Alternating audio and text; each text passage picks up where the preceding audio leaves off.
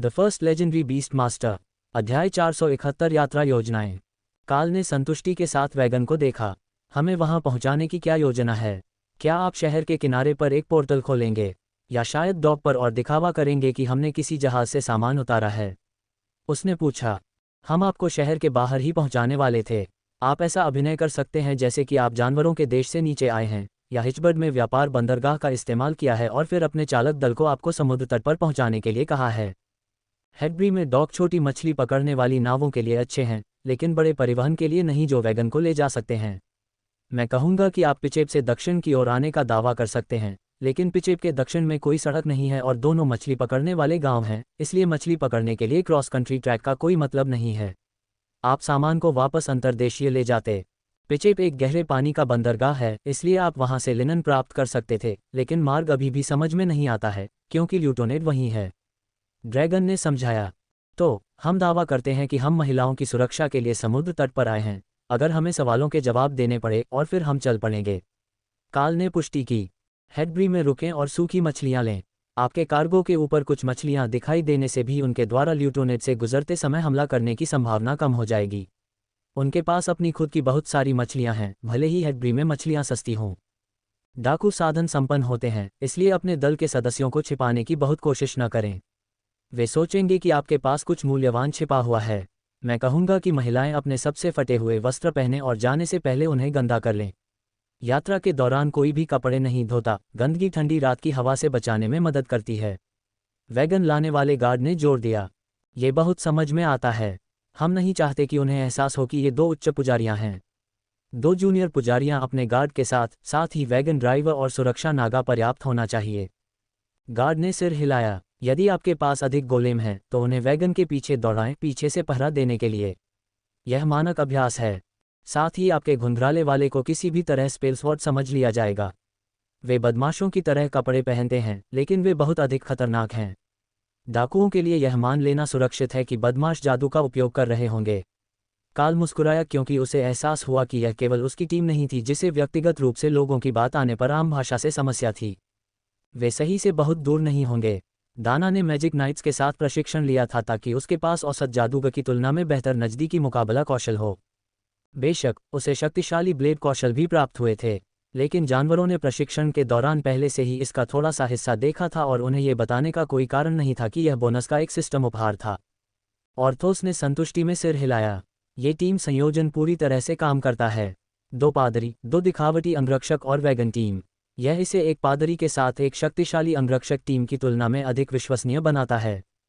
Church इतनी शक्तिशाली team पाने के लिए पैसे खर्च नहीं करेगा और वे यात्रा करने वाले उच्च पादरी के लिए गार्ड के रूप में स्थानीय व्यापार वैगन पर निर्भर नहीं होंगे। अधिक संभावना है कि वे लक्ष्य के करीब एक पोर्टल खोलेंगे और फिर प्रतिक्रिया से सीधे निपटेंगे। हम इस बार ऐसा करने से बचने की कोशिश कर रहे हैं, इसलिए हमारे दोनों देशों में से कोई भी विसंगति के स्थिर होने से जुड़ा नहीं है। ठीक है, तो हमारे पास हमारी योजना और कवर स्टोरी है। एक व्यापारी टीम के साथ दो ड्रैगन पादरी।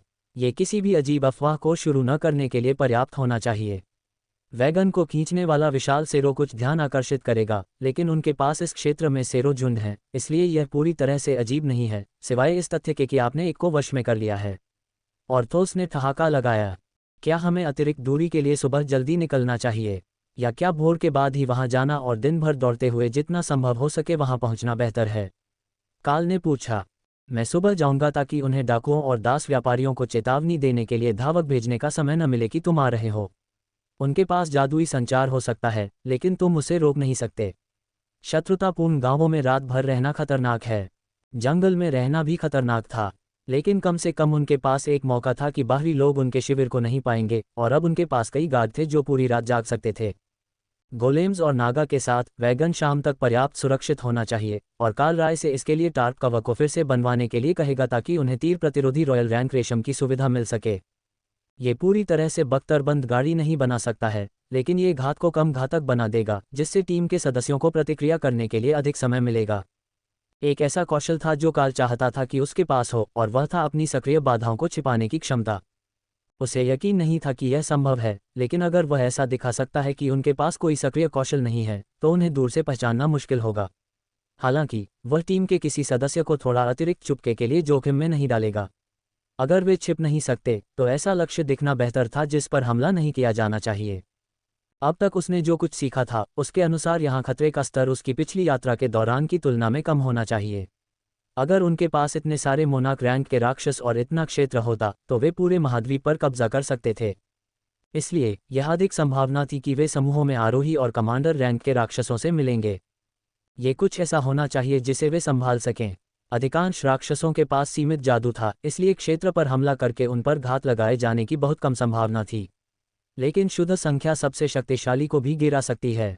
बिशप मिस्टी, क्या संभावना है कि अन्य समूह अपने ऑरेकल से मिले दर्शन के आधार पर विसंगति की ओर टीमें भेजेंगे? काल ने पूछा। इसके खुलने के बाद ही, इसलिए आपको सही समय पर वहां पहुंचना चाहिए।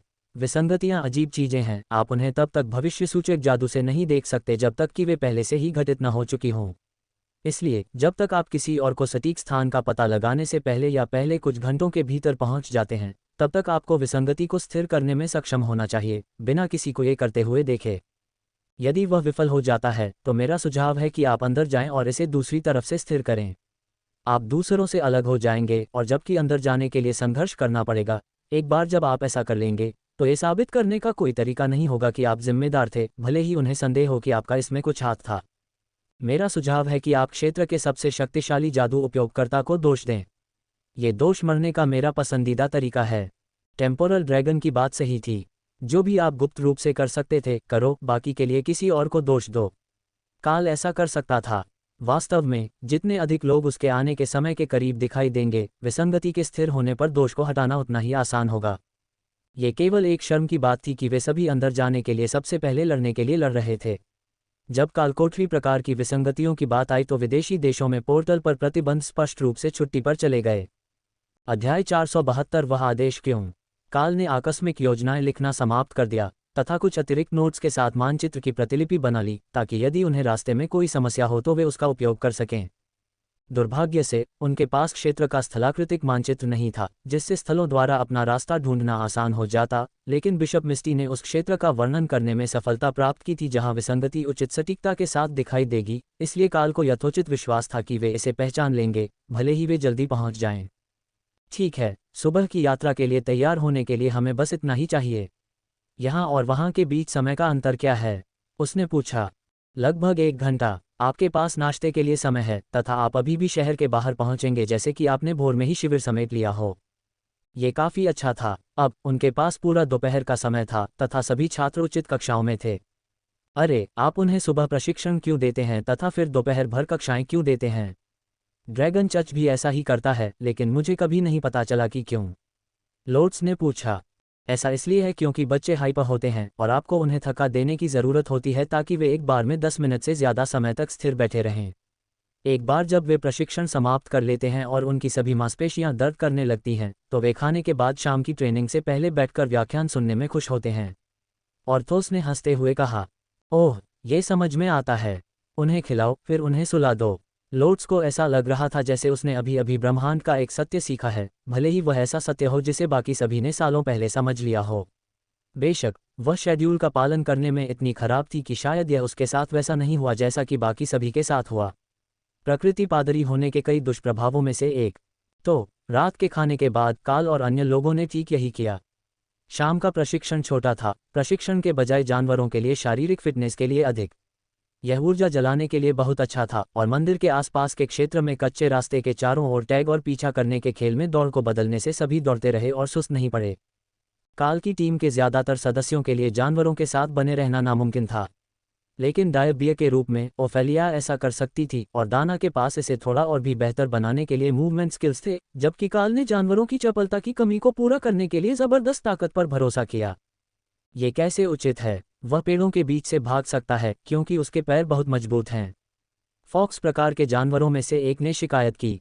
वे अभी भी काल से तेज थे, लेकिन उसे पकड़ना लगभग असंभव था क्योंकि वह पेड़ों को लॉन्च पैड के रूप में इस्तेमाल करता था और एक बार में दर्जनों मीटर तक जमीन पर नहीं गिरता था।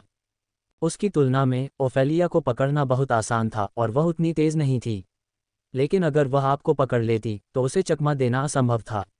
यह ऐसा था जैसे किसी ने आप पर घर फेंक दिया हो। वह बचने के लिए बहुत बड़ी थी। बच्चे शाम के अभ्यास से जल्दी थक गए और सोने से पहले शौव में चले गए जैसा कि योजना बनाई गई थी। काल और उसके समूह के साथ भी यही सच था। वे वापस आते ही नहाने और सोने के लिए तैयार थे, इस तथ्य के बावजूद कि अभी अंधेरा हो रहा था। जानवरों का प्राकृतिक चक्र सूर्य और चंद्रमा का था, इसलिए जब अंधेरा हो जाता तो वे सो जाते जब तक कि उनका शिकार करने का समय न हो। काल शॉवर से बाहर अपने कमरे में आया और पाया कि बिशप मिस्टी फिर से कमरे में एक साथ थे। उसके चेहरे पर शरारती मुस्कान थी। मुझे लगता है कि तुम्हें गर्मजोशी पसंद आए, काल ने मजाक किया। ये बुरा नहीं है, पिछली बार मुझे एक छोटे पादरी के साथ सोने का मौका भी मिला था। लेकिन तकनीकी तौर पर मैं तुम्हारा सुरक्षा गार्ड हूँ। अगर मैं नहीं होता तो ये दूसरे उच्च पुजारियों में से कोई होता। मनुष्य असली खतरा नहीं है, लेकिन तुम हो सकते हो, उसने कंधे उचकाते हुए जवाब दिया। तो कमरे के बाहर एक गार्ड तैनात करने के बजाय उन्होंने सिर्फ एक को छात्रावास में साझा करने के लिए नियुक्त किया, ताकि अगर मुझे रेमी को फिर से एक छोटे बच्चे को गोद में लेकर इधर उधर दौड़ने देने जैसा कुछ पागलपन करने का विचार आए तो मैं उसे बचा सकूं। इससे ड्रैगन हंस पड़ा। मुझे लगता है कि प्रोटोकॉल एक उत्साहित नागा रानी से ज्यादा खतरनाक स्थितियों के लिए है। आपकी क्लास आपको हमारे आसपास किसी भी दूसरे इंसान की तुलना में ज्यादा आरामदेह बनाती है। यहाँ तक कि आपके साथी भी हमेशा तनाव में रहते हैं और उनमें से एक तो खुद एक जानवर है।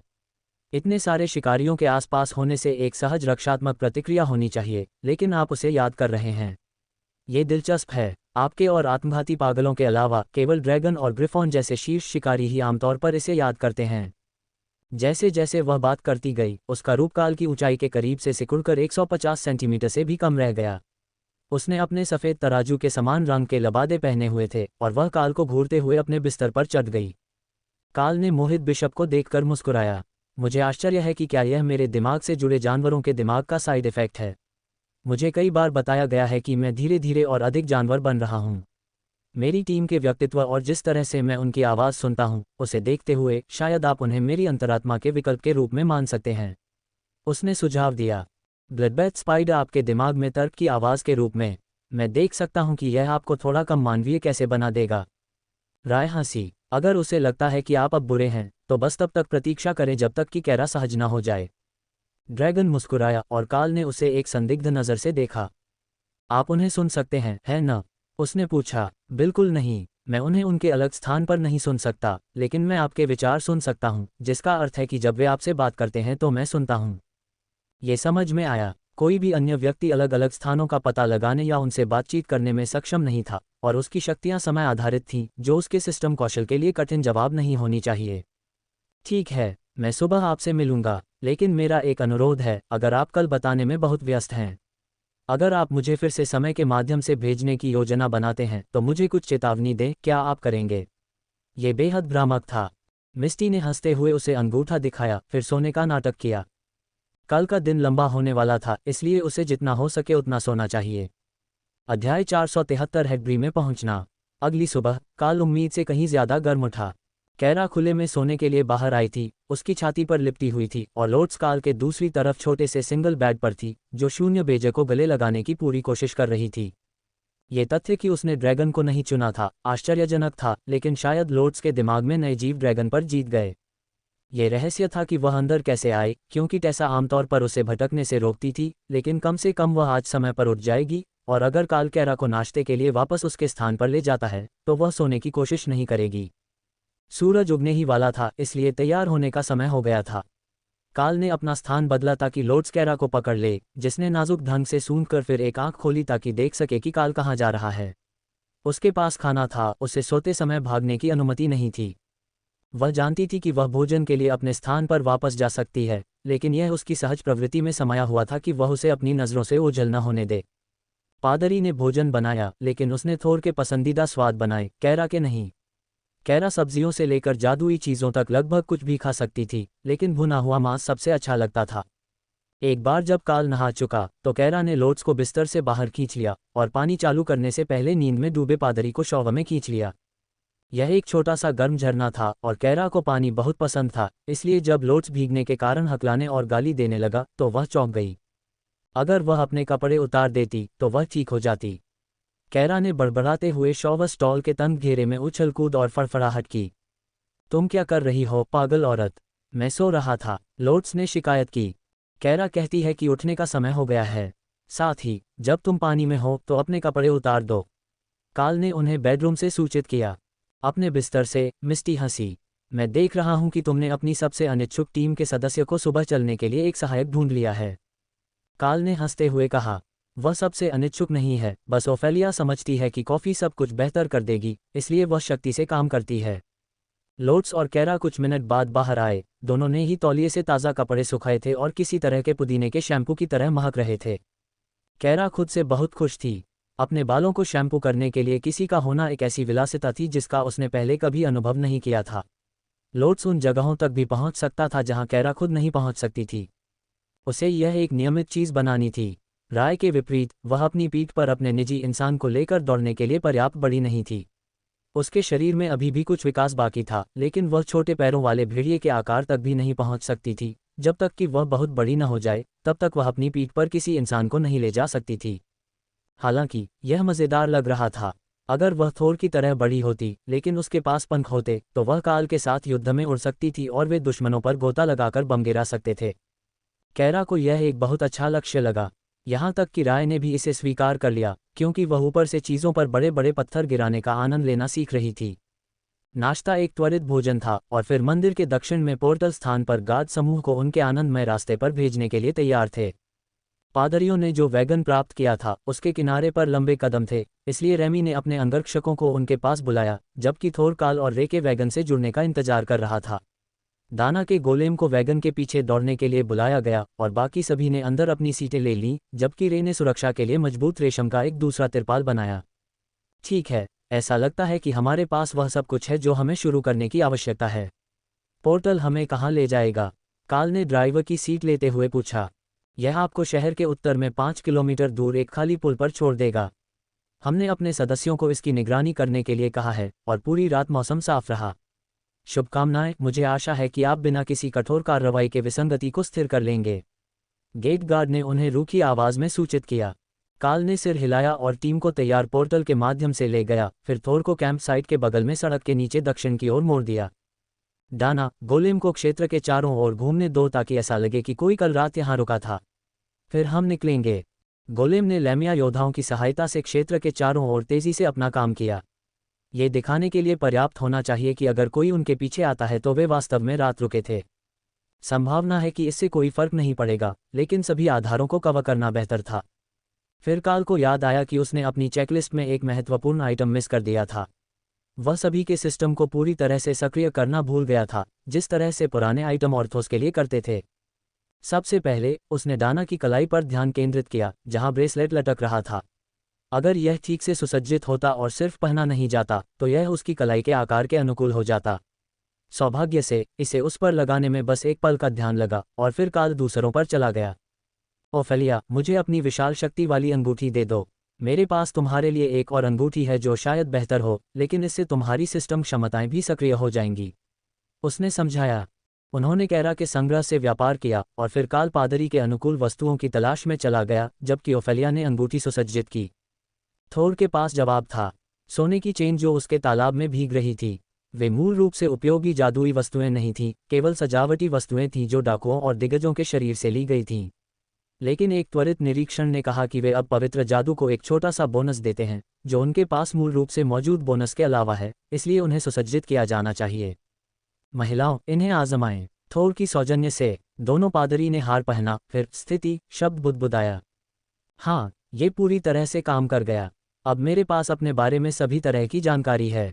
अभी भी कुछ बटन ग्रे आउट हैं, लेकिन लगभग सब कुछ काम करता है, टेसा ने समझाया। अद्भुत। अतीत से वापस लाई गई वस्तुओं में अभी भी सिस्टम की शक्ति की एक मजबूत खुराक है और वे अब लोगों के सिस्टम को जगाने का काम पूरा कर सकते हैं, या कम से कम सिस्टम के जितने हिस्से को पुनर्जीवित किया जा सकता है उसे पुनर्जीवित किया जा सकता है, काल ने समझाया। हम देखेंगे कि क्या अब हमारे पास और अधिक उपयोगी बिट्स उपलब्ध हैं। उम्मीद है हम इस नई क्षमता के साथ कुछ कर सकते हैं। शायद यही कारण है कि हर कोई एक स्थिर कालकोठरी के बारे में इतना उत्साहित था, टेसा ने जवाब दिया। बिल्कुल सही। कालकोठरी में जागने वाले कुलीन लोगों की शक्ति स्पष्ट रूप से कालकोठरी के स्तर तक सीमित होती है, कम से कम अगर वे मानव हैं, लेकिन यह उन राक्षसों और जानवरों पर लागू नहीं हो सकता है जिनकी शक्ति स्वाभाविक रूप से बढ़ती है। उनके लिए सिस्टम सिर्फ बोनस पावर है। जब वे पहले से ही शक्तिशाली थे तो एक शुद्ध धोखा। महिलाओं ने काल की कही गई बातों पर विचार किया। जब वे सड़क पर उतरीं तो उन्होंने गोलेम्स के लिए एक जॉगन की गति बनाए रखी ताकि वे ज़रूरत पड़ने पर थोर से आगे निकल सकें। नागा योद्धाओं ने अपने आसपास के खेतों पर कड़ी नज़र रखी, क्योंकि वैगन पेड़ों से दूर जा रहा था, लेकिन क्षेत्र साफ दिख रहा था और वे दूरी में समुद्र और एक छोटे से गांव को देख सकते थे। हेडब्री उतना छोटा नहीं था जितना काल ने उम्मीद की थी। इसमें लगभग 1000 लोग रह सकते थे और इसे 2 छोटी खाड़ियों के बीच बनाया गया था, इसलिए उनके पास शहर के दोनों तरफ डॉक थे। यह एक प्रभावशाली जगह नहीं थी जो साधारण फील्ड स्टोन इमारतों से बनी थी, लेकिन उन्हें मजबूत होना चाहिए था और समुद्र की नमी में सड़ना नहीं चाहिए था। गांव भूमि के अंत में नहीं बनाया गया था, इसके बजाय उनके और समुद्र के बीच कई खेत थे जो अंतर्देशीय पक्ष से आक्रमण के खिलाफ एक रक्षात्मक उपाय के रूप में थे। इससे काल को क्षेत्र के बारे में काफ़ी कुछ पता चला। अगर सार्जेंट रीटा ने उसे जो सबक सिखाया था उससे याद रखना सही था। हो सकता है कि उसने केवल रणनीति पर एक क्रैश कोर्स किया हो, लेकिन युद्ध की परंपराओं और रीति रिवाजों के बारे में कुछ भी न जानना उसके लिए अच्छा काम कर रहा था, क्योंकि खतरों के बारे में उसकी पहली सहज प्रवृत्ति आमतौर पर सही होती थी। हॉक ने उन्हें खोजने के लिए आकाश में उड़ान भरी और तुरंत परेशान संदेश भेजना शुरू कर दिया। क्या वे यहाँ मजाक कर रहे हैं?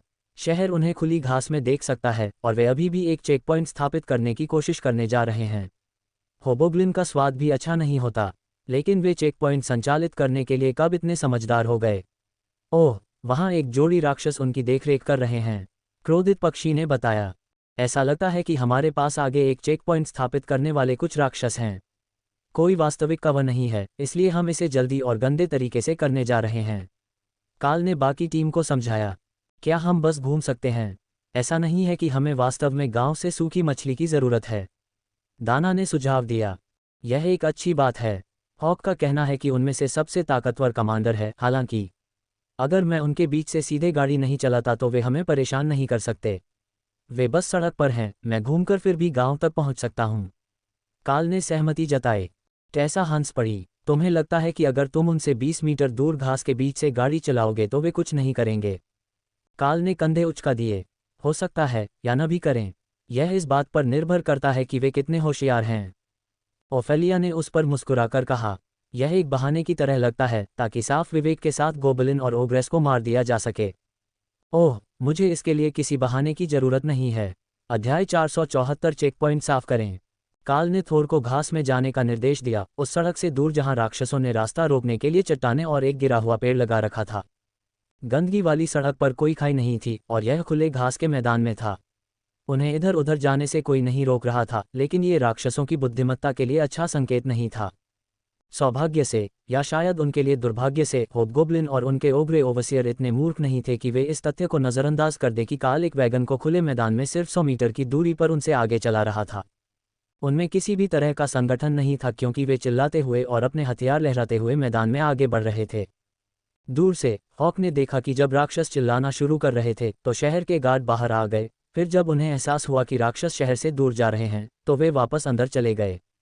तो या तो उनके पास डाकुओं के एक छोटे समूह से निपटने के लिए पर्याप्त जनशक्ति नहीं थी, या फिर उन्हें परवाह ही नहीं थी और उन्होंने मान लिया कि यात्री इसे संभाल लेंगे। असली मांस, राक्षस ने थोर की ओर अपना कच्चा पत्थर का ब्लेड लहराते हुए चिल्लाया। शिल्प कौशल सबसे अच्छा बचकाना था, लेकिन किनारा दांतेदार था और काफी तेज दिख रहा था, जबकि पत्थर अपने राक्षसी धारक से जादू की आभा दे रहा था। ठीक है, ऐसा लगता है कि वे केवल टोल कलेक्टर नहीं हैं। मुझे लगता है कि हमें उनके बारे में कुछ करना चाहिए। काल ने मजाक करते हुए थोर को वैगन रोकने का निर्देश दिया। मैं अंगरक्षक भेजूंगा, रेमी ने सहमति व्यक्त की, क्योंकि 2 नागा योद्धा आने वाले हमलावरों से मिलने के लिए आगे बढ़े। क्या आपने पहली बार उनमें से 3 नहीं बनाए थे? रे ने पूछा, क्योंकि उसने योद्धाओं को घास के माध्यम से तेजी से आगे बढ़ते देखा। आखिरी वाला मेरा है, मेरा अंगरक्षक, रेमी ने मुंह बनाया। काल ने उसके रवैये पर हंसी उड़ाई। अगर वह किसी को रिजर्व में रखना चाहती थी ताकि वह उसके करीब रहे तो यह उसका फैसला था। अब चूंकि वह सिर्फ एक छोटा सा सांप नहीं था, इसलिए वह वास्तविक खतरे के समय लड़ने के लिए बाहर आ जाएगी। उन्होंने दाना के गोलेम भी नहीं भेजे थे जो वैगन की रखवाली कर रहे थे, राय के तो बिल्कुल भी नहीं। इसलिए कोई भी स्थिति या एक अंगरक्षक की कमी के बारे में बहुत चिंतित नहीं था। ओब्रेस केवल कमांडर थे, जबकि रैमी के अंगरक्षक रॉयल रैंक के थे और होबगोब्लिन केवल जागृत रैंक के राक्षस थे। उन्होंने 10 मीटर दूर से सुनामी हमले के साथ लड़ाई शुरू की, जिसने पानी की एक दीवार बनाई जो हमलावरों की ओर आगे बढ़ी और होबगोब्लिन को जमीन पर लुढ़कने के लिए भेजा, क्योंकि उनकी हड्डियां लुढ़कते पानी से कुचल गई थीं।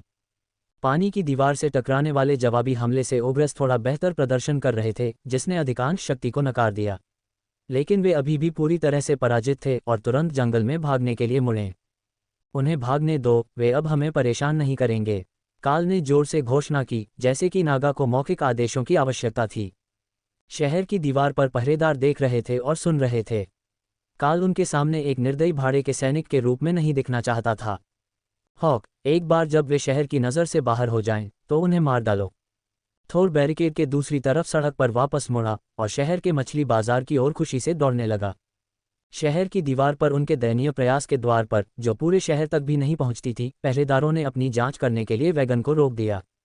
तुम्हारा यहाँ क्या काम है? पहरेदार ने पूछा, उसका जख्मी चेहरा घृणा या संभवतः सिर्फ तंत्रिका क्षति के कारण मुड़ गया। हम हिलसिंग में एक खरीदार के लिए कुछ सूखी मछली खरीदने आए हैं, काल ने ऊब भरे लहजे में जवाब दिया। तुम्हारे पास इतनी बड़ी गाड़ी नहीं है? उन यात्रियों के साथ गार्ड ने जवाब दिया। काफ़ी बड़ी, मुझे केवल 100 किलो सूखी मछली चाहिए। गार्ड ने सिर हिलाया और उन्हें जाने दिया, जबकि बगल में लगे रनिंग बोर्ड पर नागा को संदिग्ध रूप से घूर रहा था। ऐसा लग रहा था कि दलदली राक्षसों का विशेष रूप से स्वागत नहीं किया जा रहा था, तब भी जब वे मनुष्यों के साथ शहर में जा रहे थे, लेकिन किसी ने उन्हें रोकने की कोशिश नहीं की। काल ने गाड़ी रोकी और एक स्टॉल के सामने उतरा, जिसमें बड़ी मात्रा में सूखी मछलियां बंधी हुई थीं। वहां और भी दुकानें थीं, लेकिन ज्यादातर दुकानें ताज़ी या जमी हुई मछलियां बेचती थीं, सूखी नहीं। सुखाने से स्वाद बदल जाता था और यह सामान्य उपभोग की तुलना में लंबी दूरी की यात्रा के लिए बेहतर था। 100 किलो के लिए कितना? काल ने सीधे मुद्दे पर आते हुए पूछा। अगर यह घर पर थोक में सूखा मांस खरीदने के करीब था, जिसे सोने के सिक्कों के मूल्य में बदल दिया जाए, तो ये लगभग 3 कालकोठरी के सिक्कों के बराबर होना चाहिए। आप कौन हैं? आप थोक मूल्य चाहते हैं? आपको किसी से सलाह लेनी चाहिए। व्यापारी ने बिना अपने कंधे पर नजर डाले जवाब दिया। काल ने धातु की खनक के साथ काउंटर पर 2 सोने के सिक्के और 5 चांदी के सिक्के रखे। मैं सिर्फ पैसे वाला आदमी हूँ। 100 किलो सूखे सामान के बराबर, काल ने सुखाने के रैक में प्रमुख मछलियों को देखते हुए जवाब दिया। व्यापारी पलटा, काल को डांटने के लिए तैयार दिख रहा था। फिर उसने कवच और काउंटर पर पैसे देखे। अच्छा, अगर तुम राजा को जानते होते तो तुम ऐसा ही कह सकते थे। बूढ़े आदमी ने पैसे की ओर देखते हुए जवाब दिया। लेकिन तुम उसे अच्छी तरह से नहीं जानते। काल ने 5 और चांदी के सिक्के रखे और बूढ़ा आदमी मुस्कुराया। मुझे लगता है कि मैंने पहले ही एक बंडल तौल लिया है। व्यापारी एक बूढ़े इंसान के लिए आश्चर्यजनक रूप से मजबूत था, जिसके पास कोई जादुई क्षमता नहीं थी। वह दूसरी कोशिश में 100 किलो के बंडल को तराजू पर चढ़ाने में कामयाब रहा और कुल वजन एकदम सही निकला। इसका मतलब था कि मछली का वास्तविक वजन थोड़ा कम था और आखिरी 1 या 2 किलो कैनवास की चादर और रस्सी का था, लेकिन काल के लिए ये काफ़ी करीब था। बूढ़े आदमी ने बंडल खोला और काल ने सूंघकर सुनिश्चित किया कि सामान के बीच में कुछ और बंडल तो नहीं है, फिर संतुष्टि में सिर हिलाया। ये ठीक रहेगा, उसने सहमति जताई। बूढ़े आदमी को बंडल को वापस ईंट में बांधने दिया। मुझे कुछ सहायक लाने दो, बूढ़ा आदमी बड़बड़ाया। काल ने अपना सिर हिलाया और बूढ़े आदमी को वहीं रहने का इशारा किया। मैंने उन्हें पकड़ लिया है। एक इशारा नागा योद्धाओं में से एक को आगे लाया और उसने आसानी से बंडल को वैगन के पीछे रख दिया। वैगन में केवल 4 लोगों के साथ बहुत जगह थी और कुछ अन्य व्यापारिक सामान थे। खैर, लगभग व्यापारिक सामान। जानवरों के मौलवियों ने उनके लिए जो खरीदा था वह सस्ती रम के 2 केक थे जो स्थानीय शराब की भट्टी में गुणवत्ता नियंत्रण में विफल हो गए थे। वे अभी भी मजबूत शराब थे, लेकिन अच्छी शराब नहीं। क्या आप यहाँ सामान बेच रहे हैं? व्यापारी ने वैगन की ओर इशारा करते हुए पूछा। वह अंदर नहीं देख सकता था, लेकिन हर स्टॉप पर खरीदना और बेचना दोनों सामान्य था। नहीं, पिछला सौदा विफल हो गया, इसलिए मेरे पास केवल 2 बैरल डिस्काउंट रम है।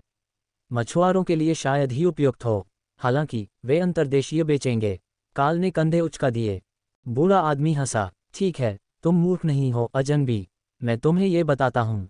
कोई भी नाविक सस्ती रम का हकदार नहीं है, लेकिन अगर आपको कुछ अच्छा सामान मिल जाए तो अगली बार जब आप जाएं तो यहाँ ज़रूर आएं।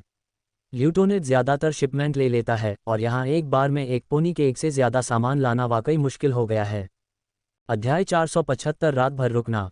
माल लोड होने के बाद काल अपने अगले गंतव्य के लिए रवाना होने के लिए तैयार था, लेकिन शहर में आने और बाहर जाने के लिए यह बहुत तेज़ लग रहा था। उन्हें कम से कम कुछ अन्य स्थानों पर नज़र डालनी चाहिए थी और सिर्फ एक व्यापारी के यहाँ रुककर भागना नहीं चाहिए था, जैसे कि वे किसी चीज़ से भाग रहे हों। इसलिए काल ने थोर को सीधे नहीं घुमाया। उसने आसपास की गलियों से होते हुए एक छोटा सा चक्कर लगाया और एक मछली और चिप्स विक्रेता के पास गया और कुछ खाने के लिए ले लिया। वे अभी भी भूखे नहीं थे, लेकिन एक यात्रा करने वाले व्यापारी के लिए ये सामान्य बात होगी, भले ही वे जल्दी में हों। विक्रेता सुबह सुबह बिक्री करने के लिए खुश था, ठीक उसी समय जब वह दिन के लिए फ्राई गर्म कर रहा था, और काल दिन के लिए बहुत सारा खाना लेकर चला गया जिसे कच्चे स्ट्रॉ पेपर में लपेटा गया था। इसकी महक बहुत अच्छी थी और उनके साथ 2 उपचारक भी थे, इसलिए काल ने जहर के लिए इसका स्वाद चखने के बाद सभी ने दूसरा नाश्ता शुरू कर दिया। जब वे शहर से बाहर दक्षिण की ओर और ल्यूटोनेट की ओर बढ़ रहे थे तो गार्ड ने उन्हें दूसरी नज़र से भी नहीं देखा। सड़क एक घिसी पिटी वैगन ट्रैक से थोड़ी ज्यादा थी और पिछले कुछ दशकों में इसमें सुधार के कोई संकेत नहीं दिखे। शहर के उत्तर की ओर जाने वाली सड़क बेहतर थी, इसलिए यह संभव था कि इस क्षेत्र के यात्री अक्सर डाकुओं से बचने के लिए दूसरे रास्ते अपनाते थे। काल को यह एक अच्छा विचार लगा। अगर वे मौजूदा सड़क से थोड़ा अंदर की ओर चले जाते तो वे अंततः पूर्व की ओर जाने वाली मुख्य सड़क से मिल जाते। डाकुओं के लिए यह अनुमान लगाना कठिन था कि आप सड़क से कितनी दूर होंगे, और अगर उन्हें आपके पास आना ही पड़ता तो घात लगाना बेकार हो जाता। काल की टीम इस महाद्वीप के लिए मजबूत पक्ष में थी और दूसरे महाद्वीप पर भी वह इस तरह के समूह के साथ अपनी स्थिति बनाए रखने में सक्षम था। कम से कम वे डाकुओं के लिए आसान लक्ष्य या आकर्षक नहीं थे जो मृत्यु की इच्छा नहीं रखते थे। काल ने थोर को खुले घास के मैदानों में ले जाया और यात्रियों और वैगन दोनों की खातिर उसे सावधानी से चलने पर मजबूर किया। यह एक अच्छा विचार था, लेकिन यह अभी भी एक सामान्य लकड़ी का वैगन था। अगर वे इसका बहुत ज़्यादा दुरुपयोग करते तो वे अपनी मंजिल तक पहुंचने से पहले ही इसे नुकसान पहुंचाने का जोखिम उठाते। यह उन सभी के लिए एक दुर्स्वप्न होता और उन्हें बाकी रास्ता पैदल ही तय करना पड़ता जब तक कि लोड्स का जादू वैगन को ठीक न कर दे। ये लकड़ी की चीज़ों को उगाने और बदलने के लिए अच्छा था, इसलिए यह संभव था, लेकिन काल टूटे हुए वैगन के साथ कहीं बीच में पता लगाने का जोखिम नहीं उठाना चाहता था। सौभाग्य से मैदान खुला घास का मैदान था जिसमें सिर्फ कुछ पेड़ थे और वे अच्छा समय निकालने में सक्षम थे। इस गति से भी लुटोनेट से आगे निकलने में लगभग पूरा दिन लग जाता, और अगर वे आगे पूर्व की ओर नहीं मुड़ते तो वे अभी भी असुविधाजनक रूप से करीब होते। इसलिए जब भी कोई बाधा आती, काल थोर को उसके पूर्व की ओर ले जाता, सड़क से दूर होता जो तट के करीब रहती थी।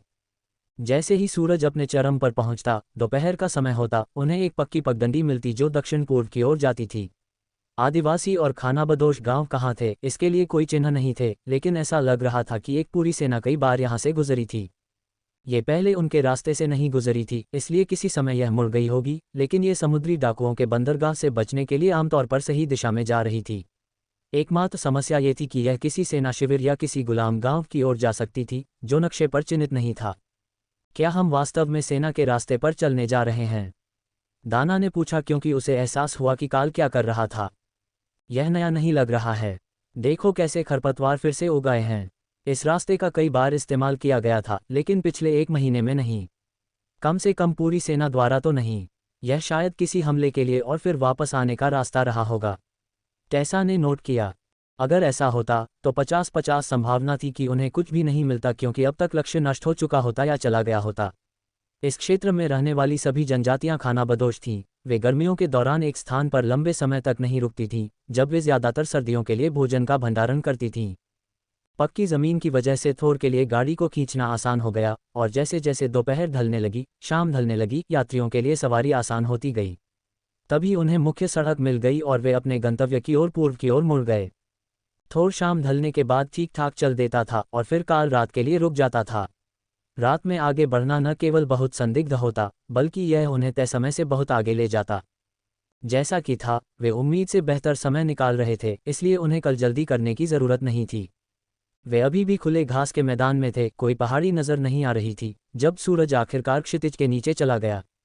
हम आज रात सड़क के किनारे पार्क करेंगे। अगर तुम चाहो तो हम आग जला सकते हैं और नागा और गोलेम के साथ वैगन में सो सकते हैं और राय इलाके पर नज़र रख सकते हैं।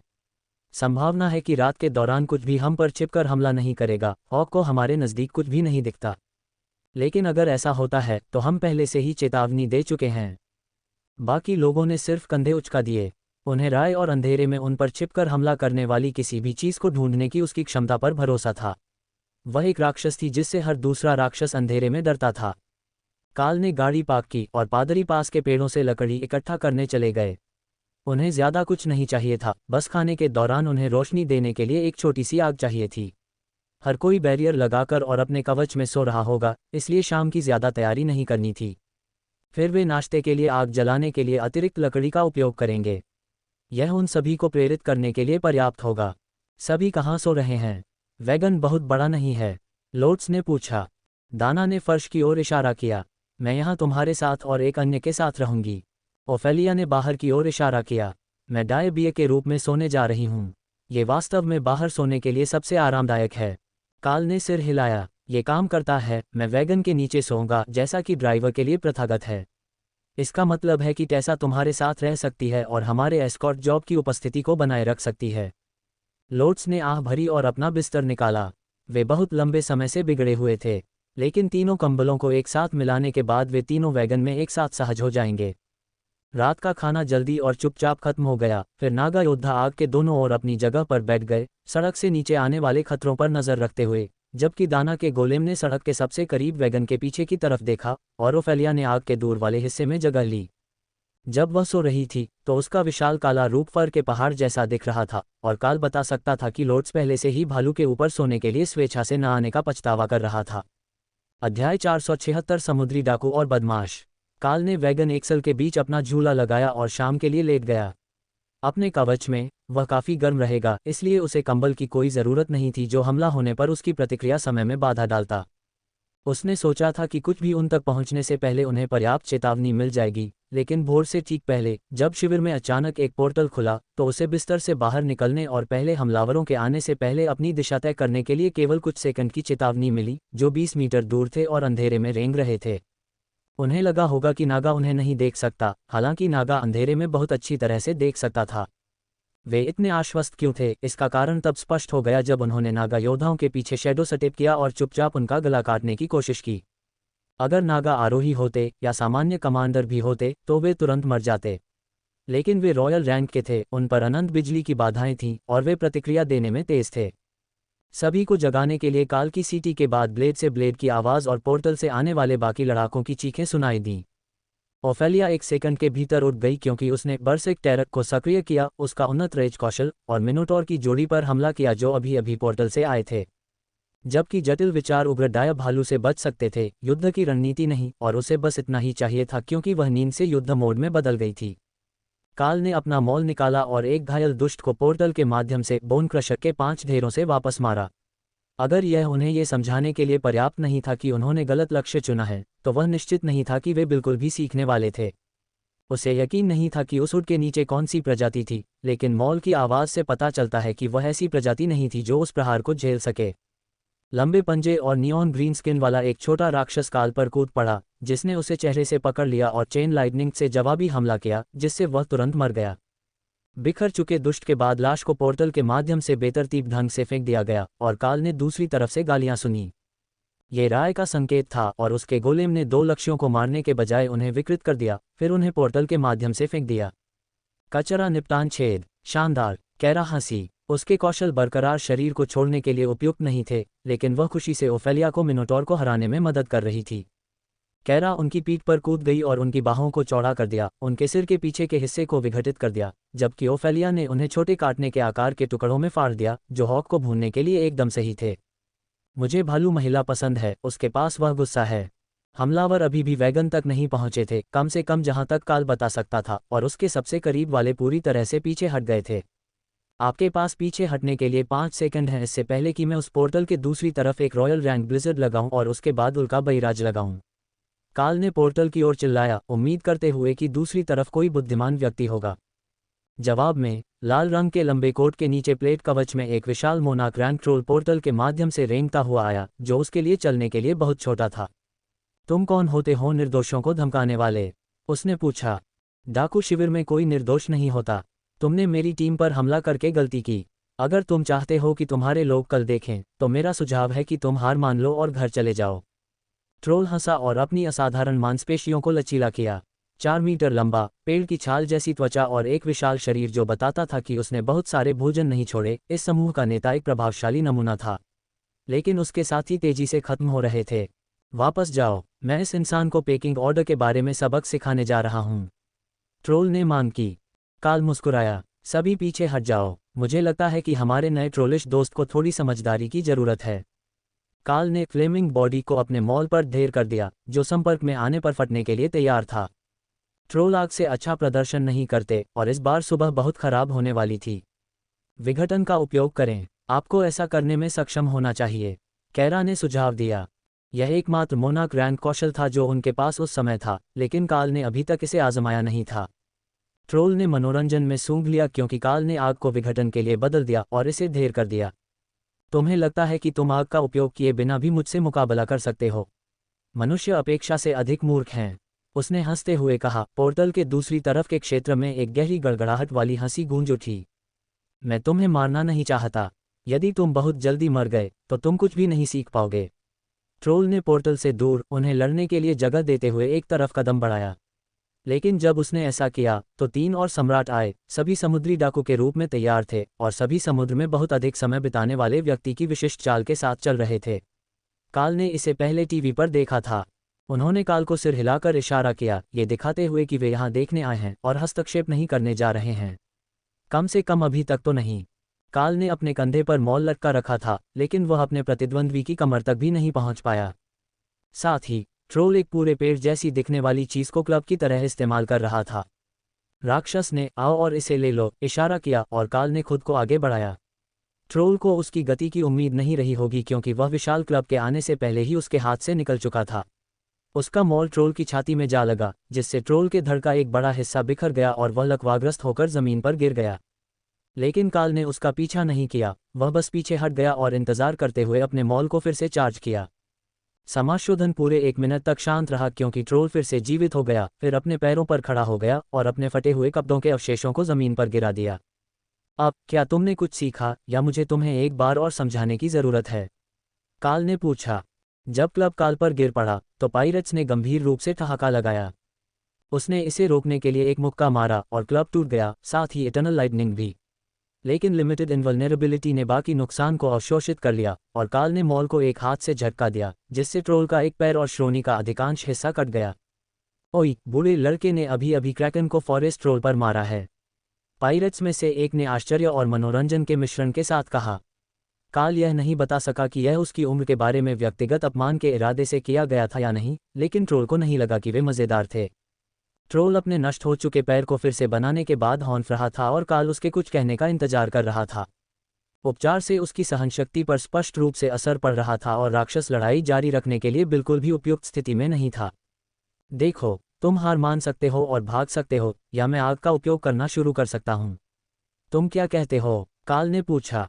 ट्रोल ने कुछ सेकंड के लिए उसे घूरा, फिर पोर्टल से निकल गया और मोनाक रैंक के कप्तानों के समूह को पीछे छोड़ दिया। अच्छा किया बोयो, यहाँ इसे अपने पास रखो और गुलाम बनाने वाले तुम्हें छू नहीं पाएंगे। हर कप्तान के पास एक होता है और मुझे लगता है कि तुमने एक कमाया है, भले ही तुमने ट्रेवर को न मारा हो। समुद्री डाकू कप्तान एक तरह का दानव था जिसकी लंबी दाढ़ी और सिर पर 3 आंखें थीं। काल को नहीं पता था कि उसे क्या कहा जाना चाहिए, लेकिन बाकी सभी ने उसकी राय का सम्मान किया और कोई तर्क नहीं दिया। धन्यवाद, मैं सुबह होने से पहले परेशान करने वाले लोगों से निपटना पसंद नहीं करता। समुद्री डाकू हंसा। मुझे नहीं पता कि देश भर में सुंदर महिलाओं को ले जाने के लिए आपको किसने काम पर रखा है, लेकिन उन्होंने अच्छा फैसला किया। अगली बार जब आप ल्यूटोनेट पोर्ट के करीब हों तो रुकें और जाएं, हम हर कुछ हफ्ते में आपूर्ति करते हैं। मैं आपको कुछ ऐसा उपलब्ध कराऊंगा जो सूखी मछली से बेहतर भुगतान करता है। काल मुस्कुराया। अब हम बात कर रहे हैं। कभी कभी थोड़ा बहुत ज्यादा भुगतान वाला माल लेना कोई बुरी बात नहीं है, और एक कप्तान का वचन ही उसका जीवन है। दानव सहमत हो गया, फिर मुड़ा और दूसरों के साथ पोर्टल से होकर चला गया। जैसे ही वे अंदर गए, ये जल्दी से बंद हो गया, लेकिन इससे पहले काल को हवा के बदलने पर डरे हुए ट्रोल और राक्षसों की गंध महसूस हुई। उन्हें बर्फीला तूफान भेजने की उसकी धमकी जोरदार और स्पष्ट रूप से पहुंच गई होगी। ओफेलिया ने वापस वेबियर में बदल दिया और काल को एक उठी हुई भौं दिखाए। और वहां तुम्हारी योजना क्या थी? सिर्फ समुद्री डाकू कप्तानों के साथ अच्छे संबंध बनाने और एक हत्यारे गुलाम को जाने देने की? उसने पूछा। हमारे पास करने के लिए काम है। अब लगभग सुबह हो चुकी है और अगर मैंने बॉस को मार दिया होता तो उसकी टीम के बाकी लोग आ जाते। फिर हम पूरी सुबह उनसे लड़ते रहते और हमें अपने अगले पड़ाव के लिए देर हो जाती। तुम बहुत नर्म हो, उसने जोर दिया। पुष्टि के लिए काल ने कैरा और राय की ओर रुख किया। ऐसा नहीं लग रहा था कि उसका स्वाद अच्छा था।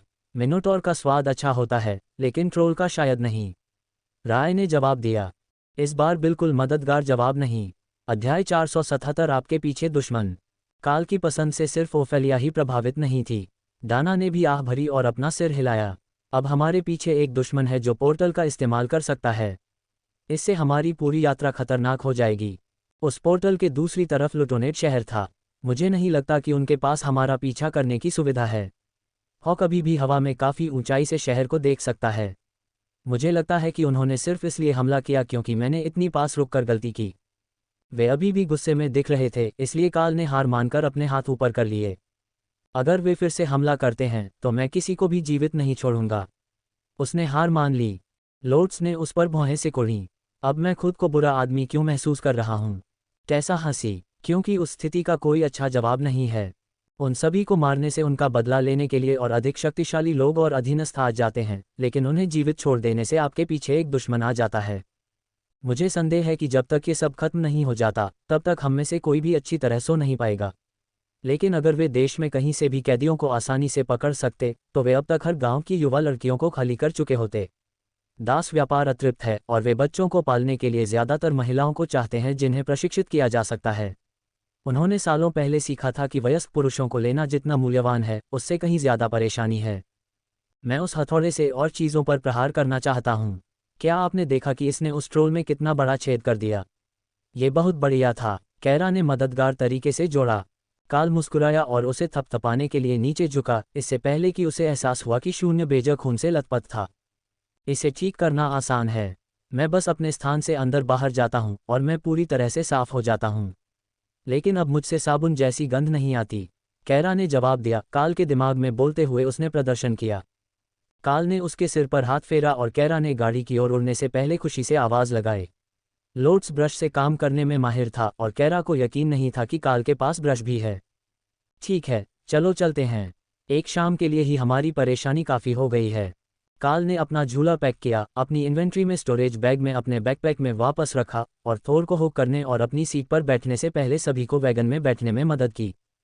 थोर ने वैगन को सड़क पर आगे बढ़ाया और खून से लथपथ घास के एक पैच को दूसरों के लिए चेतावनी के रूप में छोड़ दिया कि कैंपसाइट सुरक्षित नहीं थी। हेल्सिंकी की ओर पूर्व की ओर जाने में उन्हें पूरा दिन लग जाता, लेकिन नक्शे के अनुसार ये पर्याप्त सुरक्षित होना चाहिए। ये डाकुओं, चोरों, गुलामों या वास्तव में किसी भी नकारात्मक चीज़ के लिए नहीं जाना जाता था। ये राक्षसों और दानवों से भरा एक सभ्य आकार का शहर था। यह उनकी टीम के लिए अजीब हो सकता है, लेकिन जब तक हर कोई अपने हुड को ऊपर रखता है और सार्वजनिक रूप से अपने हेलमेट पहने रहता है तब तक ये ठीक रहेगा। टेसा के लिए ये सबसे आसान था क्योंकि उसके पास ड्रैगन आर्मर था जो उसे ड्रैगन ब्लडलाइन की स्वस्थ खुराक के साथ एक ड्रैगन किन की तरह दिखता था। वे तकनीकी रूप से जानवर हो सकते हैं, लेकिन राक्षसों की बहुत सी प्रजातियां ड्रैगन के साथ खिलवाड़ करने के लिए स्वेच्छा से नहीं आती हैं। अपने नए पहनावे के मुखौटे और हुड के साथ दाना आधा दर्जन अलग अलग प्रजातियों से हो सकती थी, खासकर धूप का चश्मा पहने हुए। ओफेलिया के पास वेबियर के अलावा कुछ भी होने का कोई कारण नहीं था, भले ही वह उसे एक विदेशी के रूप में चिन्हित करती हो। इसलिए ये केवल लोर्ड्स और काल थे जिन्हें घुलने मिलने में सबसे कठिन समय लगा। लोर्ड्स के पास पर्यवेक्षण था और काल को खुद के बारे में विशेष रूप से चिंता नहीं थी। भले ही उन्हें पता चले कि वह इंसान था, यहाँ इंसान थे। अभिजात वर्ग की शक्तियों वाले नहीं, लेकिन कुछ जादूगर थे और कई राक्षस रक्त वाले संकर थे। सड़क के पास डाकू हैं, लेकिन वे दूर जा रहे हैं। हॉक ने दोपहर में घंटों की तरह देखा और थोर ने वैगन के साथ अपनी खुशहाल चाल जारी रखी। वे दो पहाड़ियों के बीच एक जंगली इलाके में थे। दूर से देखना असंभव था जब तक कि आप ऊपर से उड़ते हुए न हो। जो काल नहीं देख सका वह उनका स्काउट था। वे सड़क से पीछे हट रहे थे, जिससे पता चलता है कि वे किसी ऐसे व्यक्ति को आते हुए देख सकते हैं जिससे वे लड़ना नहीं चाहते, लेकिन उन्हें अभी उसे नहीं देखना चाहिए। हॉक, सड़क पर और कौन है? मुझे नहीं पता। बॉब कवच में पाइक लोग घोड़ों पर सवार हैं और कोई चमकदार गाड़ी में है जिसे मैं आश्चर्यचकित हूं कि आप वहां से नहीं देख सकते। ये रास्ते में पहाड़ी होनी चाहिए। ये बख्तरबंद शूरवीरों और एक रईस की गाड़ी की तरह लग रहा था। क्या वे सभी एक ही रंग के कपड़े पहने हुए हैं या उनके पास कोई झंडा लेकर चल रहा है? काल ने पूछा। उनके पास 6 झंडे हैं और वे सभी मेल खाते हैं। वे सभी चमकदार हैं और घोड़े सभी झंडों की तरह हरे हैं। काल ने मानसिक रूप से नोट किया कि वे हॉक की मानसिक छवि में कहाँ थे और फिर वे किस गति से जा रहे थे। काल के पहुंचने से पहले उन्हें डाकुओं के साथ घाटी के इस तरफ होना चाहिए। इससे जीवन आसान हो जाएगा क्योंकि वे उम्मीद कर रहे होंगे कि वह रास्ते से हट जाएगा। अमीर लोग हमेशा ऐसे व्यवहार करते थे जैसे कि सड़क पर उनका ही मालिकाना हक हो। यहाँ तक कि खदान का शिफ्ट सुपरवाइजर भी कंपनी के ट्रक में एक बेवकूफ़ की तरह गाड़ी चलाता था। काल ने थोर की गति थोड़ी धीमी कर दी ताकि अगर उसका अनुमान गलत साबित हो जाए या वे पेड़ों के बीच से धीमी गति से चले जाएं तो उन्हें गलती करने का मौका मिल जाए। जब वे पेड़ों के करीब पहुंचे तो यह स्पष्ट था कि काल को किसी बात की चिंता नहीं थी। शूरवीर पहले से ही घाटी के नज़दीक पहुंच चुके थे। हवा में बैनर लहराते हुए वे सड़क पर आगे बढ़ रहे थे। काल ने थोर को सड़क के किनारे ले जाकर खड़ा कर दिया ताकि उन्हें वहां से गुजरने के लिए पर्याप्त जगह मिल जाए। मुख्य गार्डों में से एक उससे बात करने के लिए अलग हुआ और काल ने थोर को पूरी तरह से रोक दिया। व्यापारी, आगे जंगल में डाकू हैं। मैं सलाह दूंगा कि आप अपना कीमती माल वहां से न लाएं। शूरवीर ने उसे सूचित किया। कौन सी शक्ति? शूरवीर ने भौहें सिकोड़ी। कम से कम 4 कमांडर, लेकिन उनके पास कुल मिलाकर लगभग 50 सदस्य हैं। यदि आप 30 किलोमीटर दक्षिण की ओर जाते हैं तो नदी के उस पार एक पुल है जो आपको घाटी के चारों ओर ले जाएगा। इससे वे लगभग 5 घंटे के रास्ते से भटक जाएंगे। क्या उनके लिए कोई इनाम है? शायद कोई इनाम, काल ने पूछा, शायद थोड़ा ज्यादा उत्सुकता से। तुमने मुझे ये कहते हुए सुना कि उनमें से 50 हैं, है न? तुम्हारे पास यात्री हैं और सिर्फ 2 गार्ड और गोलेम हैं। शूरवीर ने स्पष्ट रूप से सोचा कि वह एक मूर्ख है। वे यहाँ 1 मिनट रुक सकते हैं। कमांडर रैंक से नीचे के 50 डाकू मुझे 1 घंटे से ज्यादा नहीं लगेंगे। लेकिन अगर कोई इनाम नहीं है तो मैं काम नहीं करूंगा। कुलीन गाड़ी उसके पास रुकी थी और अंदर से कोई हंस रहा था। तुम्हें लगता है कि तुम अकेले 1 घंटे में पूरे डाकू शिविर को खत्म कर सकते हो? मैं इसे देखने के लिए अच्छे पैसे दूंगी, एक नाजुक महिला आवाज ने घोषणा की। एलामिया ने खिड़की से अपना सिर बाहर निकाला। हालांकि काल को लगता कि वह इंसान है अगर वह अंदर की गर्मी को नहीं देख पाता। उसकी मुस्कान गर्म और वास्तविक थी और उसकी पोशाक ऐसी लग रही थी जैसे कि वह बेहतरीन रेशम की पतली परतों से बनी हो। यहाँ तक कि राय भी उसकी गुणवत्ता से प्रभावित थी। काल वापस गाड़ी में चला गया। क्या तुम्हें कुछ मिनट यहाँ रुकने में कोई आपत्ति है? मैं ये सुनिश्चित करने जाऊंगा कि सड़क साफ है और हम कुछ अतिरिक्त सिक्के कमा सकते हैं। ओफेलिया हंसी। मैं तुम्हें 10 मिनट देती हूँ या तुम्हें रात के लिए अच्छी नींद की जगह को खाली करना होगा। अध्याय 478 बचा हुआ। लामिया कुछ कहने ही वाली थी लेकिन काल पहले ही जा चुका था।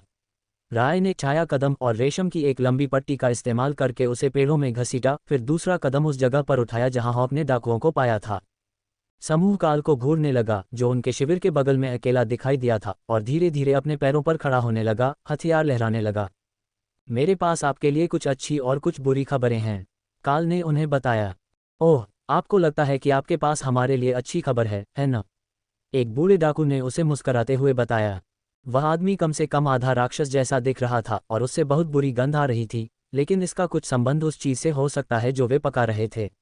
उसमें सड़ांध और उल्टी की गंध आ रही थी और काल को यकीन हो रहा था कि वह इन डाकुओं का भला करने वाला है। काल ने उसकी ओर सिर हिलाया। अच्छी खबर यह है कि आप में से किसी को भी कल काम पर नहीं जाना है। डाकू हंसने लगे और काल के चारों ओर चक्कर लगाने लगे जिसके हाथ में अभी भी कोई हथियार नहीं था। और बुरी खबर क्या है? मैं उस प्यारी युवती से पूछना भूल गया कि वह तुम्हारी बदबूदार लाशों के लिए कितना भुगतान करने को तैयार है। काल ने टीम को बुलाया और रैमी ने थंडरस्टॉर्म से काम शुरू किया, जिससे हॉक ने तुरंत उसके खराब निर्णय लेने के कौशल के बारे में शिकायत की। उसने अपना विंड बैरियर सूखा रहने के लिए ऊपर रखा था, लेकिन उसे अब पानी का जादू पसंद नहीं था क्योंकि उसकी छोटी बहन इसका इस्तेमाल कर रही थी। रैमी के अकेले अंगरक्षक ने नेताओं पर सुनामी से हमला किया, जबकि काल ने चेन लाइटनिंग उन्नत तीरों की झड़ी लगा दी।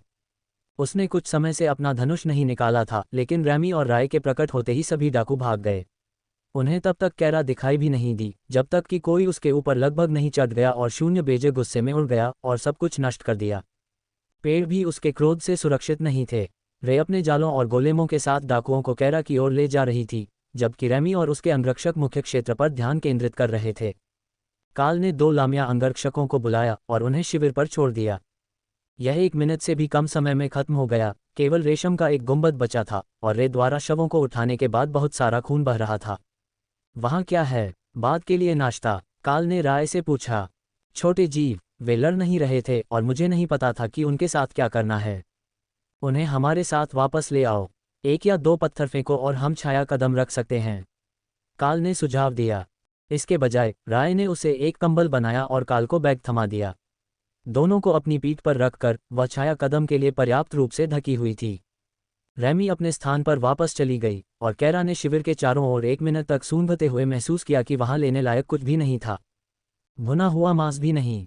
वह खाली हाथ अपने स्थान पर लौटी और काल राय की मदद से वैगन की ओर वापस कूद गया।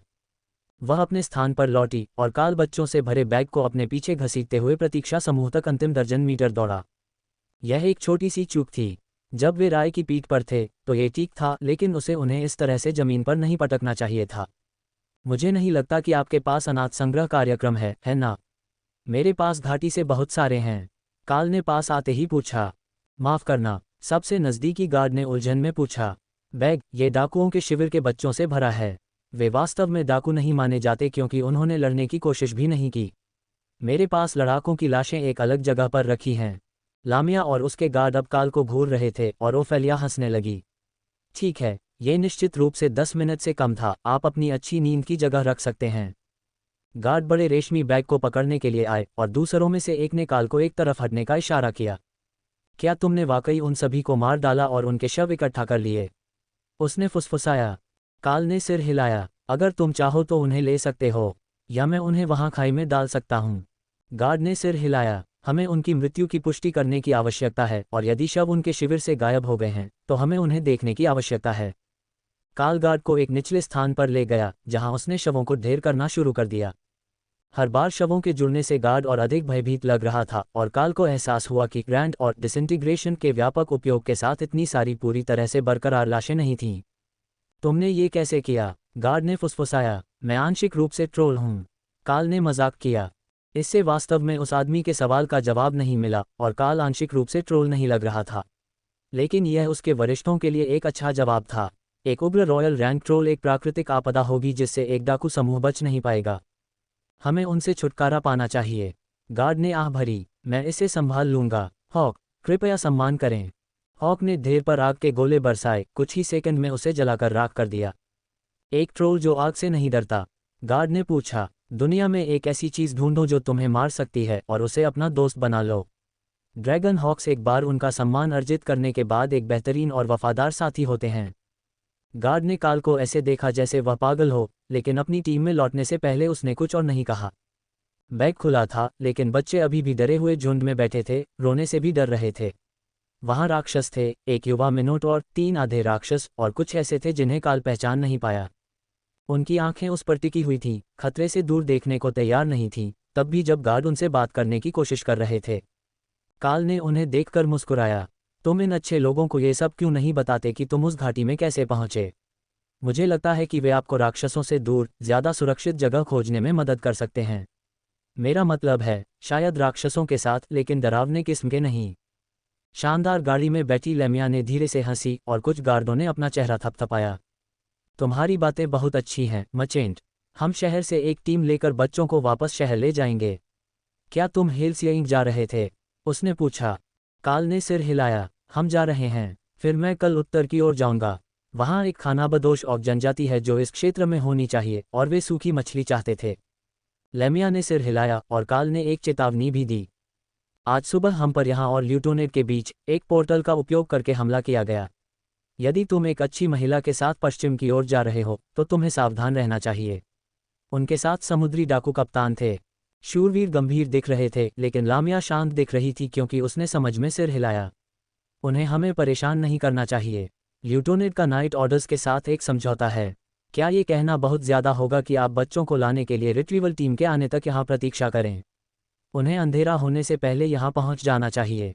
मैं आपसे उन्हें शहर तक पैदल ले जाने के लिए कहूँगा, लेकिन आप उनकी गति से अंधेरा होने से पहले नहीं पहुँच पाएंगे।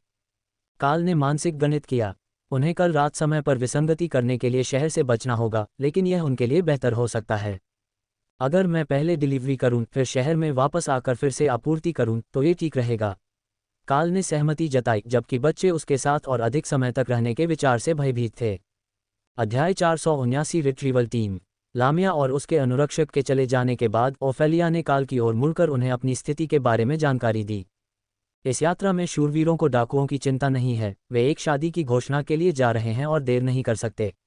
उन्होंने आपकी परेशानी के लिए हमारे पास सिक्कों से भरा एक पूरा बैग छोड़ा है, इसलिए हम यहाँ रहते हुए पैसे खर्च करने में सहज हैं। लेकिन हम समय पर कैसे पहुँचे? क्या हम फिर भी अपनी मीटिंग में पहुँच पाएंगे? काल ने सिर हिलाया। हमें मछली पहुँचाने के बाद शहर में स्टॉप बदलना होगा, लेकिन ये कोई बड़ी बात नहीं है। हम वहाँ फिर से आपूर्ति कर सकते हैं, फिर हम अगले स्टॉप पर जाएंगे। डाकू समूह के बच्चे उनकी बातचीत को ध्यान से सुन रहे थे और काल कुछ भी बताना नहीं चाहता था। इस क्षेत्र में कोई भी डाकुओं से इतना परेशान नहीं था, इसलिए केवल बाहरी लोग ही उनसे परेशानी में पड़ सकते थे। बच्चे संभवतः जो भी उन्हें लेने आए उसे बताएंगे कि काल और उनकी टीम क्या योजना बना रही है, भले ही वह एक और डाकू हमला करने के लिए न हो। शहर को ये बताना कि वे एक खानाबदोश जनजाति से मिल रहे हैं बाद में सवालों का कारण बन सकता है, लेकिन उनके पास अपनी पहचान के अलावा छिपाने के लिए कुछ भी नहीं था, और सभी के अवैध सामान की तलाश करने से वास्तविक समूह से ध्यान हट गया। बच्चे बिल्कुल भी शांत नहीं दिखे, और वे अभी भी रेशम की चादर पर बैठे थे जब 3 वैगन उन्हें लेने आए। आप वही हैं जिन्हें नाइटली ऑर्डर ने सहायता के लिए हमें भेजा है, मैं इसे लेता हूँ। हम डाकू शिविर के बचे हुए लोगों को ले जाएंगे, लेकिन क्या हम जान सकते हैं कि उन्हें पूरी तरह से खत्म करने का क्या कारण था? बच्चों ने एक साथ देखा और काल की ओर इशारा किया। नाइटली ऑर्डर ने मुझसे एक दोस्ताना शर्त लगाई कि सड़क पर डाकू के खतरे को हटाने में कितना समय लगेगा। इसलिए मैं गया और उसे खत्म कर दिया। काल ने कंधे उचका दिए। आप? माथे पर एक सींग वाले हरे रंग के चमड़ी वाले राक्षस आदमी ने पूछा। यह इतना मुश्किल नहीं था। मेरे पास एक महत्वपूर्ण शक्ति लाभ था। वैगन ड्राइवर ने बस कंधे उचका दिए। ये ठीक है, हमें विवरण की आवश्यकता नहीं है, जब तक कि कोई भागा हुआ डाकू ना हो जो अपने बच्चों की तलाश कर रहा हो। काल ने अपना सिर हिलाया। कोई भी ऐसा नहीं जो शिविर के आसपास था। उम्मीद है कि छोटे बच्चों को एक सभ्य जीवन जीने का उचित मौका दिया जाएगा। मुझे लगता है कि आज उन्हें डाकू के रास्ते से डर लग गया होगा। सभी बच्चों ने सहमति में सिर हिलाया। वे किसी भी तरह से उस पागल आदमी और उसके राक्षसों को यह विश्वास नहीं करने देंगे कि वे कभी भी डाकू बनने के बारे में सोचेंगे। मुझे विश्वास है कि आपको एक शिविर साझा करने में कोई आपत्ति नहीं होगी। डाकू भले ही चले गए हों, लेकिन खानाबदोशों के साथ यहाँ कभी भी पूरी तरह सुरक्षित नहीं रहा जा सकता। रिकवरी टीम के नेता ने पूछा। अपने आप को आराम से रखें। बच्चों को गर्म रखने के लिए हमारे पास एक अच्छी आग होगी और हम घड़ियां बांट सकते हैं। काल ने सहमति जताई। काल के झूले पर एक लालसा भरी नज़र के साथ ओफेलिया ने डायबिया के रूप में वापस अपना रूप बदल लिया, जबकि अन्य महिलाओं ने माल को फिर से व्यवस्थित किया ताकि वे अपने माल को वैगन में लटका सकें। उन्होंने कल इस विधि के बारे में नहीं सोचा था, लेकिन तिरपाल को पकड़े हुए धातु के हुप्स के बीच चलने वाली रेखाएं उनके वजन को सहारा दे सकती थीं, और वे लकड़ी के वैगन के फर्श पर कंबल की तुलना में बेहतर बिस्तर पा सकते थे। मैं पहली घड़ी लूंगा, दूसरी घड़ी कौन लेना चाहता है? काल ने पूछा। कारवां के नेता ने नाराजगी से घुरघुराहट की। मैं करूंगा। मुझे संदेह है कि छोटे बच्चे बस फिर से भागने और छिपने की जगह की तलाश करने के मौके का इंतजार कर रहे हैं। जब नाइटली ऑर्डर केवल असाइनमेंट पूरा होने पर भुगतान करता है, तो हम ऐसा नहीं कर सकते। इस पर काल हंस पड़ा। एक ठेकेदार को प्रेरित रखने के सभी तरीकों में से केवल पूरा होने पर ही भुगतान की गारंटी सबसे विश्वसनीय तरीका लग रहा था।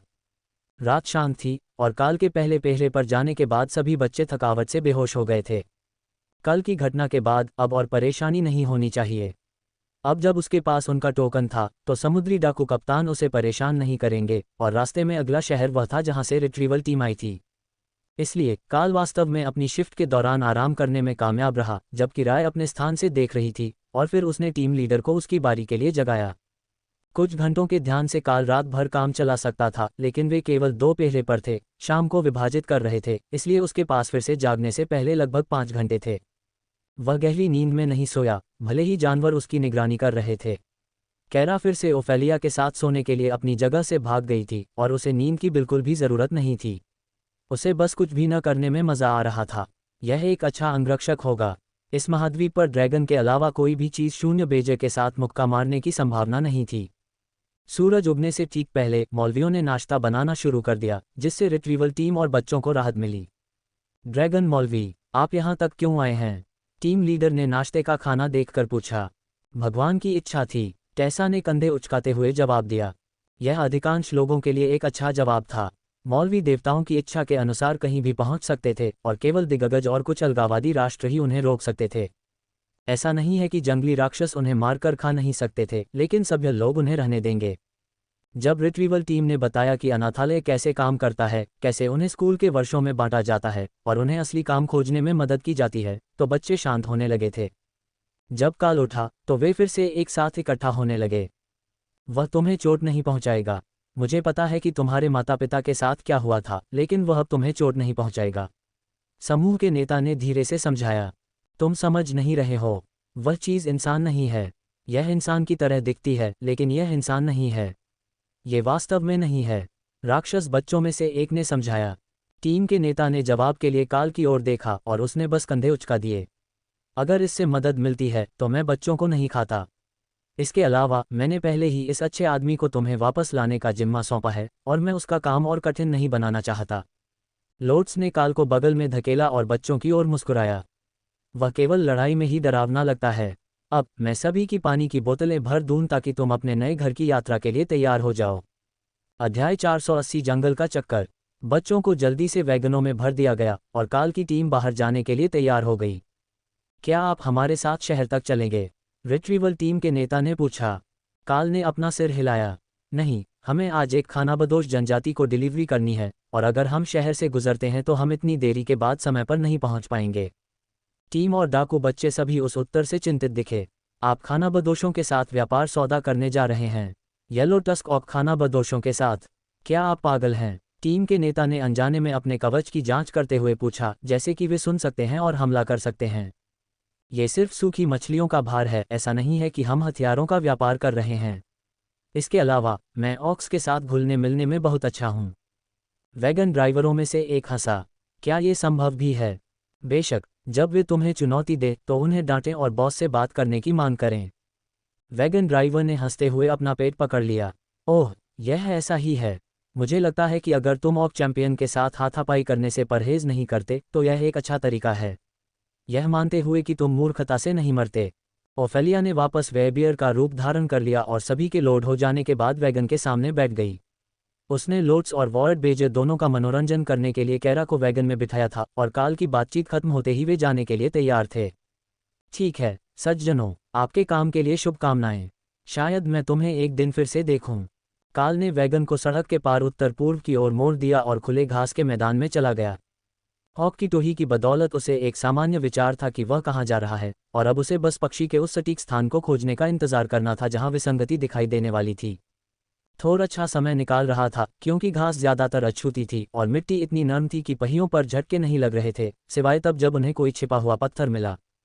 दूरी पर लोगों का एक बड़ा समूह चल रहा है। पहाड़ी के पास 3 सीधे पत्थर हैं जहां विसंगति होनी चाहिए। कौन सी प्रजाति? काल ने पूछा। ज्यादातर ओर्क्स, लेकिन उनके साथ कुछ और भी हैं। यह ओर्क्स के लिए अजीब लग रहा था, लेकिन काल ने थोर का रास्ता बदल दिया ताकि वे सभी विसंगति स्थान की ओर बढ़ सकें। भले ही खानाबदोशों के साथ बैठक बुरी तरह से हुई हो, यह विसंगति में हस्तक्षेप करने के लिए उनके लिए अच्छा कवा होगा। आगे एक और जनजाति है। वे उस जगह के पास हैं जहां विसंगति दिखाई देगी, इसलिए मैं उनसे मिलने जाऊंगा और हम विसंगति खुलने तक देरी कर सकते हैं। अगर बिशप मिस्टी ने हमें जो बताया वह सही है तो ये जल्द ही होना चाहिए, उसने समझाया ताकि दूसरे लोग समझ सकें। जब काल अभी भी पत्थरों से 5 किलोमीटर दूर था तब ऑर्क्स ने एक धावक भेजा। वह उनसे मिलने के लिए मुड़ा ताकि ऑक्स को न लगे कि वह भाग रहा है, लेकिन वह सीधे नहीं मुड़ा ताकि जब वे एक दूसरे से मिले तो वह पत्थरों से कुछ 100 मीटर की दूरी पर ही रह जाए। ऑक्स पत्थरों के पास से गुजरने का इरादा कर रहे थे, लेकिन वे दूर की तरफ रुक गए थे, ये देखने के लिए कि व्यापारी जो उनकी ओर वैगन चलाता रहेगा क्या चाहता है। ऑकिश धावक ने अपनी गर्दन के चारों ओर टाई को सीधा किया, जो फटे हुए काले शॉर्ट्स की एक जोड़ी के अलावा कुछ भी नहीं पहनी थी, जो कभी फैशनेबल पैंट हुआ करती थी। येलो टस्क कबीले के सरदार वर्ल्ड स्मैशर, आपका व्यवसाय क्या है, ये बताना चाहते हैं? वह धीरे धीरे मोटे लहजे में बोला, मानो भाषा से अपरिचित हो। ये काल द्वारा उन्हें पिछली बार देखे जाने से एक बड़ा बदलाव था, जब नेता एक पॉश लहजे में बात करता था और फैंसी कपड़े पहनता था जो कबीले ने खुद बनाए थे, किसी अन्य प्रजाति से लूटे गए और बदले गए नहीं थे। राय, एक जोड़ी साधारण काली पैंट बनाओ जो कबीले के नेता को फिट हो, काल ने निर्देश दिया। क्यों, क्या हम दोस्त बना रहे हैं? हाँ, मैं उन्हें नेता को उपहार के रूप में देने जा रहा हूँ। मेरा विश्वास करो, यह मज़ेदार होगा। राय को समझ नहीं आया कि काल क्या चाहता था, लेकिन अगर उसने कहा कि इससे मज़ा आएगा तो उसने उस पर भरोसा किया। उसने जल्दी से उन्हें बनाया, लेकिन उन्हें थोड़ा ढीला छोड़ दिया और कमर पर रस्सी लगा दी ताकि उन्हें ऊपर रहने के लिए बांधा जा सके। कृपया सरदार वर्ल्ड स्मैशर को बताएं कि हम तट से ताज़ी सूखी मछली का एक बंडल व्यापार करना चाहते हैं, उसके बदले में उसके पास कोई भी व्यापारिक सामान है जिसे शहर ले लेंगे। यहाँ उसके लिए सद्भावना का एक उपहार है, मेरी ईमानदारी दिखाने के लिए। काल ने पैंट सौंप दी और ऑक के चेहरे पर एक चालाक भाव आ गया जिसे उसने छिपाने की कोशिश की। और क्या होगा अगर सरदार ने कहा कि उसे तुम्हारी पैंट नहीं चाहिए? तो उससे कहो कि मैं उसके चेहरे पर मुक्का मारूंगा क्योंकि उसने मेरे उपहार का अनादर किया है। आगे बढ़ो और उसे सूचित करो कि हम व्यापार पर बात करने के लिए खड़े पत्थरों पर उससे मिलेंगे। ऑक अपने कबीले में वापस भाग गया, जबकि राय काल के मन में हंस रही थी। तुम सही हो, यह मज़ेदार होगा। काल ने पत्थरों से पहले वैगन को रोक दिया ताकि अराजकता में फंसने की संभावना कम हो। फिर विसंगति को स्थिर करने के लिए उसने जो वस्तु प्राप्त की थी उस पर दोबारा जांच की जब वह दिखाई दी। कुछ मिनटों तक चिल्लाने और कसम खाने के बाद, जिसे काल 300 मीटर दूर से सुन सकता था, एक विशाल ऑक ताज़ा काली पैंट पहने हुए आया और 4 बड़े ऑक कुछ के बैग ले जा रहे थे।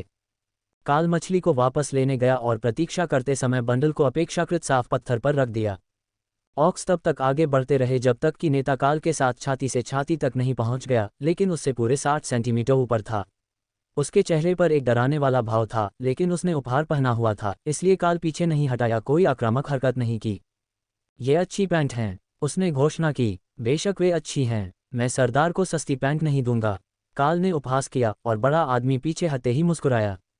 आपके पास किस तरह की मछली है? अक्सर कोई हमारे पास व्यापार करने के लिए नहीं आता है। 100 किलो सूखा सामन, काल ने घोषणा की, फिर बंडल पर कपड़े को पकड़े हुए ऊपरी डोरियों को खोला। ऑक्स ने एक गहरी सांस ली और मुस्कुराए। ऑक्स गहरे पानी में मछली नहीं पकड़ते थे, इसलिए वे केवल स्पॉनिंग सीजन के दौरान ही सामन पकड़ सकते थे, और वह बेहतरीन सामन का स्वाद नहीं था, क्योंकि वे थक चुके थे और स्पॉनिंग ग्राउंड तक पहुंचने के लिए अपनी अधिकांश चर्बी जला चुके थे। ये बेहतरीन नमूने थे जिन्हें सावधानी से सुखाया गया था। स्वाद अविश्वसनीय होगा, और सिर्फ गंध ही उनके पास मौजूद सूखे झटकेदार मांस से ज्यादा आकर्षक थी।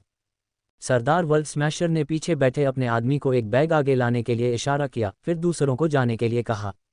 काल को नहीं पता था कि दूसरे बैग में क्या है, लेकिन सरदार ने अपनी पसंद तय कर ली थी और वह बैग में कुछ ढूंढ रहा था। कुछ सेकंड बाद उसने कवच के टुकड़े, फिर जूते और अन्य उपकरण बाहर फेंकना शुरू कर दिया जो ऑक के लिए उपयुक्त नहीं थे। वह रुका और ढेर को देखा, फिर मछली को। काल ने भौहें सिकुड़ते हुए मन ही मन उसका मूल्य आंका। ये पहले से ही मछली की कीमत से कम 3 गुना ज्यादा होना चाहिए था, लेकिन सरदार ब्रेसर का एक और सेट लेने के लिए वापस गया और उन्हें ढेर में जोड़ दिया। उसने काल की ओर सिर हिलाया, जिसने मुस्कुराकर सिर हिलाया।